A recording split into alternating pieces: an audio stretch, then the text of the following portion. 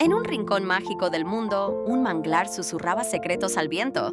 Los peces pequeños, llamados brillitos, vivían felices entre sus raíces. Un día, un pez curioso llamado Lumo decidió explorar más allá. Al salir, descubrió un océano vasto y peligroso. Sin el refugio del manglar, Lumo se sintió perdido. Al regresar, comprendió que el manglar no solo era su hogar, sino su protector. Los brillitos aprendieron que la verdadera riqueza estaba en su comunidad.